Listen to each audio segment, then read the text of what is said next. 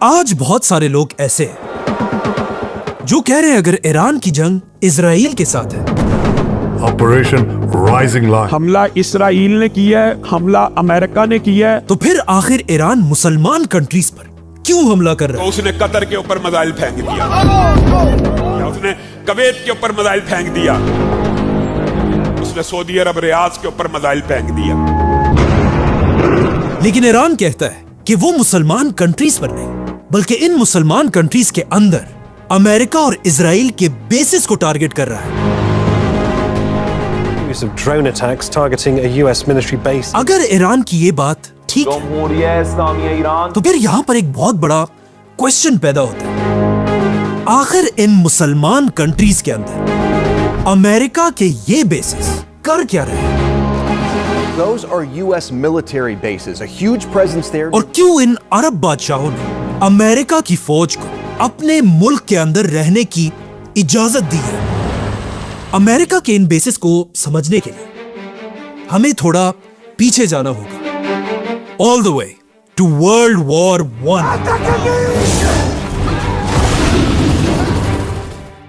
World war one मुसलमानों की तरफ से उनकी आखिरी सुपर पावर बहुत ही बहादुरी से लड़ रही थी, उस्मानिया खिलाफत। लेकिन बहुत बहादुरी से लड़ने के बाद भी वर्ल्ड वॉर वन में उस्मानिया खिलाफत हमेशा के लिए खत्म हो गई। उस्मानिया खिलाफत के टूटने की वजह से वो सारे इलाके जहां पर उस्मानिया खिलाफत की हुकूमत थी वो सब आहिस्ता आहिस्ता एक एक करके उस्मानिया खिलाफत के हाथ से निकलने लगे और उन सारे इलाकों को ब्रिटिश एम्पायर और उसके साथियों ने मुसलमानों से छीन लिया, जिसके बाद इस पूरे इलाके को ब्रिटिश एम्पायर ने कंट्रोल कर लिया। लेकिन ब्रिटिश एम्पायर को पहले दिन से अच्छी तरह पता था कि अरब के आम मुसलमान कभी भी किसी अंग्रेज को अपना लीडर नहीं मानेंगे। इसीलिए ब्रिटिश एम्पायर ने अब इन अरब कंट्रीज को अपने कंट्रोल में रखने के लिए एक बहुत ही जबरदस्त और सीक्रेट प्लान बनाया। ब्रिटिश एम्पायर ने अरब के बादशाहों से कहा कि आप ही इन सारे इलाकों के बादशाह रहेंगे, यहां के मुसलमानों के सारे फैसले आप करेंगे, यहां की सड़कें, ब्रिजेस और बिल्डिंग्स आप ही बनाएंगे, ताकि अरब के लोग आपको ही अपना असल बादशाह समझें। लेकिन असल में ऐसा नहीं होगा। तुम बादशाह सिर्फ सड़कें और बिल्डिंग्स ही बना सकोगे, लेकिन अरब दुनिया की सारी फौज और डिफेंस हमारे पास होगा। मतलब हमारी इजाजत के बगैर तुम बादशाहों की फौज कुछ नहीं कर पाएगी। It had its own king, it had its own navy, had its own army, but the British Empire was protecting it by occupying, controlling and extracting its resources. जिसके बाद पहली बार पूरी अरब दुनिया में ब्रिटिश एम्पायर ने अपनी फौज के बेसिस बनाए और हिस्ट्री में पहली बार अंग्रेजों की फौज आकर पूरी अरब दुनिया में फैल गई। यह ब्रिटिश एम्पायर का बहुत ही जबरदस्त प्लान था, क्योंकि मुसलमानों को लग रहा था कि उनका बादशाह एक मुसलमान और अरब है, लेकिन असल में ये सारे बादशाह बस पपेट्स थे और पूरी अरब दुनिया असल में ब्रिटिश एम्पायर के इन्हीं बेसिस से चलती थी। आने वाले कई सालों तक दुनिया इसी तरह चलती रही, लेकिन आखिर दुनिया में एक ऐसा वाकया हुआ जिससे ब्रिटिश एम्पायर आहिस्ता आहिस्ता हर तरफ टूटने लगा।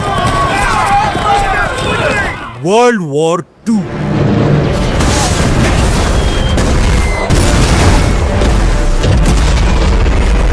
वर्ल्ड वॉर टू में ब्रिटिश एम्पायर और जर्मनी के हिटलर की लड़ाई शुरू हुई।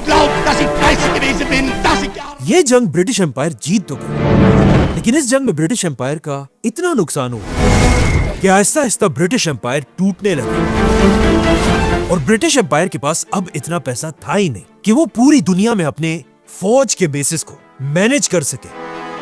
इसीलिए आने वाले कई सालों में आहिस्ता आहिस्ता ब्रिटिश एम्पायर मुसलमान मुल्कों से अपनी फौजें निकालने लगी और आखिर कुछ ही सालों में पूरी अरब दुनिया ब्रिटिश एम्पायर की फौज से खाली हो गई। वर्ल्ड वॉर टू के बाद ब्रिटिश एम्पायर तो तबाह हो चुकी थी। लेकिन ब्रिटिश एम्पायर के बाद अब दुनिया में एक नई सुपर पावर आ चुकी थी, America. And we will make America great again. इसीलिए वर्ल्ड वॉर 2 खत्म होने से पहले ही अरब बादशाह अब ब्रिटिश एम्पायर को छोड़कर अमेरिका के साथ मीटिंग्स करना शुरू कर चुके थे। इसीलिए ब्रिटिश एम्पायर के टूटते ही अब ब्रिटिश एम्पायर की जगह अमेरिका की फौज आकर अरब मुल्कों में अपने बेसिस बनाने लगी। लेकिन ये बेसिस बहुत ही छोटे छोटे थे और सिर्फ अरब की ऑयल की हिफाजत के लिए थे। लेकिन पहले ही दिन से अमेरिका बिल्कुल ब्रिटिश एम्पायर की तरह अरब मुल्कों में अपने बड़े बड़े बेसिस बनाना चाहता था। और अमेरिका चाहता था कि जिस तरह इससे पहले ब्रिटिश एम्पायर अपने इन बेसिस से अरब के बादशाहों को अपने कंट्रोल में रखता था, अब उसी तरह अमेरिका अपने बड़े बड़े बेसिस बनाकर इन अरब बादशाहों को अपने कंट्रोल में रखे। लेकिन यह कोई आसान काम नहीं था, क्योंकि अब अमेरिका के सामने एक ऐसा बादशाह आ चुका था जो अमेरिका को ऐसा करने की इजाजत नहीं दे रहा था। और ऑफ कोर्स ये वही बादशाह था जिसका नाम हम इस चैनल पे बार बार लेते हैं, सऊदी अरब का बादशाह शाह फैसल। शाह फैसल ने आते ही सबसे पहले अमेरिका के छोटे छोटे बेसिस को सऊदी अरब से बाहर निकलने का हुक्म दिया, जो इससे पहले उसके बाप अब्दुल अजीज ने बनाए थे। शाह फैसल की पूरी बादशाहत में पूरी अरब दुनिया में सिर्फ एक अमेरिका के बेस के अलावा और कोई भी बेस नहीं था। लेकिन जैसे ही शाह फैसल को अचानक धोखे से शहीद कर दिया गया, शाह फैसल के बाद उसका भाई खालिद सऊदी अरब का बादशाह बना। शाह खालिद बिल्कुल भी अपने भाई की तरह नहीं था कि वो सुपर पावर अमेरिका के सामने खड़ा हो सके। इसीलिए अब शाह फैसल के जाने के बाद अमेरिका आसानी से अपने पुराने प्लान पर काम कर सकता था और सारे अरब कंट्रीज में अपने बेसिस बना सकता था। लेकिन हमेशा की तरह अब भी अमेरिका को एक ऐसे बहाने की जरूरत जिससे वो अरब दुनिया की तरफ अपनी फौज भेजे। और आखिर अमेरिका को यह बहाना मिल गया और अमेरिका के इस बहाने का नाम था सद्दाम हुसैन। जैसे ही सद्दाम हुसैन इराक का बादशाह बना, पहले तो वो अमेरिका और अरब के बादशाहों का बहुत क्लोज दोस्त था, बल्कि इन्हीं के कहने पर सद्दाम हुसैन ने आते ही ईरान के खुमैनी पर हमला कर दिया, जिसके बाद सद्दाम हुसैन ने अगले 8 साल तक ईरान के साथ एक बहुत ही खतरनाक जंग लड़ी। जंग के स्टार्टिंग में तो ऐसा लग रहा था कि सद्दाम हुसैन ये जंग जीत जाएगा, लेकिन जैसे जैसे जंग गर्म होती गई और आहिस्ता आहिस्ता सद्दाम हुसैन के पास ये जंग लड़ने के लिए पैसे खत्म होने लगे। इसीलिए अब सद्दाम हुसैन अपने आप को बचाने के लिए अपने इन अरब दोस्तों से बहुत सारा कर्जा लेने लगा। ये देखकर अरब बादशाहों ने भी सद्दाम हुसैन को खुशी से बिलियंस ऑफ डॉलर्स का कर्जा दिया। कहा जाता है ये कर्जा 60 बिलियन डॉलर्स था। लेकिन ये सारा पैसा लेने के बाद भी 8 साल के बाद सद्दाम हुसैन ये जंग बुरी तरह हार गया। जंग खत्म होने के बाद अरब बादशाहों ने सद्दाम हुसैन से कहा कि अब तो जंग खत्म हो चुकी है, तो अब अच्छे बच्चों की तरह हमारा सारा कर्जा हमें वापस दो। लेकिन ये सुनकर सद्दाम ने इन बादशाहों से कहा कि किस चीज के पैसे? ये जंग तो मैंने तुम लोगों के कहने पर लड़ी थी और अब तुम लोग मुझसे कर्जा वापस मांग रहे हो। मतलब सद्दाम हुसैन ने क्लियरली इन अरब बादशाहों को बता दिया कि मैं तुम्हें 1 रुपया भी वापस नहीं दूंगा। और यहाँ से पहली बार अरब बादशाहों और सद्दाम हुसैन की आपस में दुश्मनी शुरू हुई। सद्दाम हुसैन की ये बातें सुनकर अरब बादशाहों को बहुत गुस्सा आया, बल्कि एक अरब कंट्री कुवैत के बादशाह ने सद्दाम हुसैन की इकोनॉमी को गिराने के लिए अपनी ऑयल की प्रोडक्शन बढ़ा दी और पूरी दुनिया में ऑयल की प्राइसेस जबरदस्ती गिराने लगा, जिससे ऑफ कोर्स सद्दाम हुसैन की इकोनॉमी तेजी से गिरने लगी। ये देखकर वो सद्दाम हुसैन जो किसी जमाने में इन अरब बादशाहों का बहुत अच्छा दोस्त था, अब इन अरब बादशाहों से नफरत करने लगा। और आखिर सद्दाम हुसैन ने फैसला किया कि अब वो कुवैत के बादशाह को सबक सिखाने के लिए पूरे कुवैत पर हमला करेगा। लेकिन हमला करने से पहले सद्दाम हुसैन को सिर्फ एक चीज का डर था और वो था super power America. Saddam Hussain को इस बात का डर था कि कहीं ऐसा ना हो कि जैसे ही वो कुवैत पर हमला करे, कुवैत को बचाने के लिए अमेरिका सामने आए और उल्टा सद्दाम पर ही हमला कर दिया। इसीलिए हमले से पहले सद्दाम हुसैन ने इराक में अमेरिका के एम्बेसडर के साथ एक मीटिंग की और अमेरिका के एम्बेसडर को क्लियरली बताया कि मैं कुछ ही दिन बाद कुवैत पर हमला करने वाला हूं। जिस पर अमेरिका के एम्बेसडर ने जवाब दिया कि यह आप अरब बादशाहों का आपस का मसला है। और अमेरिका ने भी क्लियरली बताया कि अगर सद्दाम कुवैत पर हमला करेगा तो हम सद्दाम को नहीं रोकेंगे और हमारा इस जंग से कोई ताल्लुक नहीं होगा। तो अब जब अमेरिका से सद्दाम हुसैन को इजाजत मिल चुकी थी, सद्दाम हुसैन ने अपनी पूरी फौज को जंग के लिए रेडी होने का हुक्म दिया। और आज से 30 साल पहले रात के अंधेरे में सद्दाम हुसैन ने अपनी पूरी ताकत के साथ कुवैत पर हमला कर दिया। इराक की पूरी फौज कुवैत के अंदर घुस गई। कुवैत इराक के पास एक छोटा सा मुल्क है जिसके पास अपनी कोई ज्यादा फौज थी भी नहीं। इसीलिए सद्दाम हुसैन ने सिर्फ 2 दिन के अंदर अंदर पूरा कुवैत फतह कर लिया। और कुवैत फतह करते ही सद्दाम हुसैन के पास कुवैत की पूरी ऑयल का कंट्रोल भी आया, जहां हर दिन ऑयल के मिलियंस ऑफ बैरल्स बनते थे। और इस तरह सिर्फ 2 दिनों में सद्दाम हुसैन अरब दुनिया का सबसे ताकतवर बादशाह बना, जिसका सद्दाम हुसैन और उसके बेटे जश्न मना रहे थे। लेकिन सद्दाम हुसैन को पता नहीं था कि आगे उसके साथ क्या होने वाला है। जैसे ही सद्दाम हुसैन ने कुवैत को फतह किया, इससे पहले अमेरिका ने सद्दाम हुसैन को कुवैत पर हमले की इजाजत दे दी थी और सद्दाम से कहा था कि हम तुम्हें कुछ नहीं कहेंगे।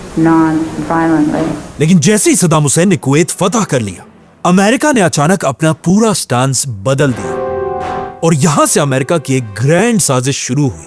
अमेरिका बिल्कुल सीक्रेटली अरब के बादशाहों से मिलने लगा और उन्हें कहा कि सद्दाम सिर्फ कुवैत नहीं बल्कि कुवैत के बाद एक एक करके तुम सारों को भी नहीं छोड़ेगा। अमेरिका ने सऊदी अरब के बादशाह को अपनी सैटेलाइट से तस्वीरें भी दिखाई कि किस तरह सद्दाम उन पर हमला करने वाला है, जिसे देखकर सऊदी अरब का बादशाह वाकई में डरने लगा। लेकिन यह सब बिल्कुल झूठ था और यह सब सिर्फ अमेरिका की एक बहुत बड़ी साजिश थी। और इस तरह अमेरिका ने सारे अरब बादशाहों को अपनी चाल में फंसा दिया था। अरब के बादशाह अब अमेरिका से भीख मांगने लगे कि अमेरिका उन्हें सद्दाम हुसैन से बचाए। लेकिन अमेरिका ने इन बादशाहों के सामने एक शर्त रखी कि मैं तुम्हें तब ही बचा पाऊंगा जब तुम बादशाह मुझे अरब की जमीनों पर अमेरिका की फौज के बड़े बड़े बेसिस बनाने की इजाजत दोगे। और ऑफ कोर्स सारे अरब बादशाहों ने अमेरिका के सामने अपना सर झुका दिया, जिसके बाद सबसे पहले अमेरिका ने अपना बेस सऊदी अरब में बनाया। और सऊदी अरब को देखकर अरब के बाकी बादशाहों ने भी ऐसा ही किया। और इसी तरह अमेरिका ने अपना बेस कतर, बहरीन और यूएई में भी अपने बेसिस बनाए। यहां पर एक बात समझना लाजमी है, जिस तरह आज अमेरिका के प्रेसिडेंट पर इजराइल का एक बहुत बड़ा इन्फ्लुएंस है, इसी तरह आज से 30 साल पहले भी इजराइल का अमेरिका पर एक बहुत बड़ा इन्फ्लुएंस था। मतलब अरब दुनिया में अमेरिका के ये बेसिस सिर्फ अमेरिका के लिए नहीं बल्कि किसी भी वक्त इजराइल के लिए भी यूज हो सकते थे। जैसे ही अमेरिका के बेसिस तैयार हुए, अमेरिका ने इन्हीं बेसिस से कुवैत में सद्दाम हुसैन की फौज पर हमला कर दिया। और ऑफ कोर्स सद्दाम हुसैन भी कुछ ही दिन में कुवैत खाली करके वहां से वापस इराक चला गया और कुवैत अब अमेरिका के कंट्रोल में आया। और अमेरिका ने कुवैत में भी अपने बड़े बड़े बेसिस बनाए। अब अमेरिका का बहाना खत्म हो चुका था और सद्दाम हुसैन कुवैत से जा चुका था। तो फिर चाहिए तो यह था कि अमेरिका अरब दुनिया से अपने बेसिस को खत्म करके यहां से वापस चला जाए। लेकिन यहां पर पूरी दुनिया को समझ आई कि यह बस अमेरिका की एक साजिश थी और अमेरिका ने इन सब को अपनी चाल में फंसाकर हमेशा के लिए अपने बेसिस अरब दुनिया में बना दिए थे। और इसी तरह उस दिन से लेकर आज तक अमेरिका की फौज अरब दुनिया में उसी तरह बैठी हुई है। और अब ईरान ने अमेरिका के हर एक बेस पर हमला किया है। लेकिन आखिर ईरान को अमेरिका के इन बेसिस से प्रॉब्लम क्या है? क्योंकि पिछले 35 सालों से अमेरिका के ये बेसिस खामोश नहीं बैठे।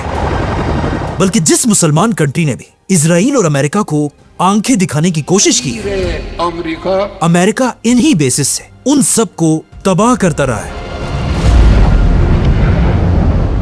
फॉर एग्जाम्पल, आज से 25 साल पहले जब अमेरिका के वर्ल्ड ट्रेड सेंटर्स पर हमला हुआ, that a plane has crashed. America ने इन्हीं बेसिस से अफगानिस्तान पर हमला कर दिया।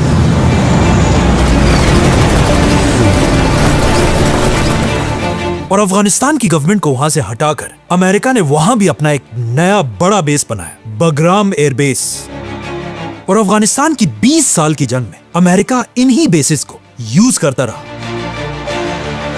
अफगानिस्तान के बाद अमेरिका ने अपना दूसरा हमला इराक के सद्दाम हुसैन पर किया। यह हमला भी अमेरिका ने अपने इन्हीं बेसिस से किया था। और फिर अपने इन्हीं बेसिस से अमेरिका ने पूरे इराक को तबाह कर दिया। इन्हीं बेसिस से अमेरिका सीरिया पर भी बमबारी करता रहा और इवन गद्दाफी को भी मारने में अमेरिका के इन बेसिस को कहीं ना कहीं यूज किया गया। और सिर्फ यही नहीं, बल्कि यही वो बेसिस है जिनसे अमेरिका हमेशा इजराइल को प्रोटेक्ट करता रहता है। फॉर एग्जाम्पल, आज से कुछ साल पहले जब इजराइल ने गजा पर हमला किया, यह देखकर यमन की गवर्नमेंट ने ऐलान किया कि आज के बाद इजराइल की तरफ जो भी कश्ती हमारे पास से गुजर कर जाएगी, हम उसे उड़ा देंगे। जिससे इजराइल की इकोनॉमी को एक बहुत बड़ा धचका भी मिला था। लेकिन अब जब इजराइल की इकोनॉमी खराब हो रही थी, अमेरिका के इन्हीं बेसिस से अमेरिका ने यमन पर 1000 मिसाइल फायर करके यमन को ऐसा करने से रोक दिया। और इस तरह अमेरिका ने इजराइल की इकोनॉमी को दोबारा ठीक किया। इन शॉर्ट, अरब दुनिया में अमेरिका के इन्हीं बेसिस ने पिछले 40 साल से पूरी मुसलमान दुनिया को गर्दन से पकड़ा हुआ है। और इन्हीं बेसिस की वजह से दुनिया में कोई भी मुसलमान कंट्री अमेरिका के सामने अपना सर नहीं उठा सकती। आखिर 40 साल बाद जब अमेरिका और इजराइल ने मिलकर ईरान पर हमला किया, The United States military began major combat operations in Iran. Iran पिछले 40 साल में पहला ऐसा इस्लामिक मुल्क बना जिसने अमेरिका के इन बेसिस पर हमले किए हैं। जैसे ही जंग शुरू हुई, कहा जाता है सबसे पहले हमलों में से एक अमेरिका ने दुबई के अल दफरा एयरबेस से ईरान पर किया था। इसी तरह कुवैत और बहरीन के बेसिस से भी ईरान पर हमले किए गए। इसीलिए ईरान ने भी इसके जवाब में अमेरिका के एक एयरबेस को टारगेट करके हमले किए। Military bases have been repeatedly attacked by Iran. सबसे पहले ईरान ने कुवैत में अमेरिका के बेस कैंप आरिफजान पर हमला किया। ये अरब दुनिया में अमेरिका का सबसे बड़ा वेयर हाउस था, जहां पर अमेरिका अपने ट्रक्स, टैंक्स और मिसाइल स्टोर किया करता था। और यहीं से अमेरिका के जहाजों और हेलीकॉप्टर्स पर मिसाइल फिट किए जाते थे। ईरान के हमलों के बाद सिर्फ कुछ लोगों के बजाय बाकी अमेरिका की पूरी फौज ये बेस खाली करके भाग गई और कुवैत के होटलों और बिल्डिंग्स में छुप गई। इसी तरह ईरान ने इराक में भी अमेरिका के बेसिस पर हमले किए और यहां पर ईरान ने अमेरिका का एक बहुत बड़ा रीफ्यूलिंग जेट तबाह कर दिया। तीसरा हमला ईरान ने कतर में अमेरिका के बेसिस पर किया और कतर में अमेरिका का यह बेस अमेरिका की फौज का सबसे बड़ा बेस था। और यहां पर ईरान के हमलों से अमेरिका का सबसे बड़ा रेडार सिस्टम तबाह हो गया, जिसकी कीमत $1 बिलियन से भी ज्यादा थी। इसके बाद ईरान ने सऊदी अरब के अमेरिका के बेस पर भी हमला किया और इस हमले में भी ईरान ने अमेरिका के 5 बड़े जहाजों को तबाह कर दिया। और आखिर ईरान ने यूएई में अमेरिका के बेस पर भी हमला किया और कहा जाता है ये वही बेस है जिससे अमेरिका ने ईरान में एक स्कूल पर हमला करके ऑलमोस्ट 200 बच्चियों को शहीद कर दिया था। ईरान ने ये हमले बहुत ही सोच समझकर किए थे, क्योंकि हमलों से पहले ईरान इन अमेरिका के बेसिस की तरफ 50 या 60 ड्रोन्स भेजता था और अमेरिका के बेसिस के डिफेंस सिस्टम इन ड्रोन्स को गिराने में बिजी हो जाते थे। और जब ये डिफेंस सिस्टम बिजी होता था, तब ईरान अपने हाइपरसोनिक मिसाइल से इन बेसिस पर हमला करता था। ये ऐसे मिसाइल्स हैं जो साउंड की स्पीड से भी तेज जाते हैं, लेकिन ईरान के इन सारे हमलों में एक बहुत बड़ा मसला था। ये सारे मिसाइल और ड्रोन सिर्फ अमेरिका के बेसिस पर नहीं, बल्कि अरब कंट्रीज के कुछ बिल्डिंग्स और होटलों पर भी लगे हैं,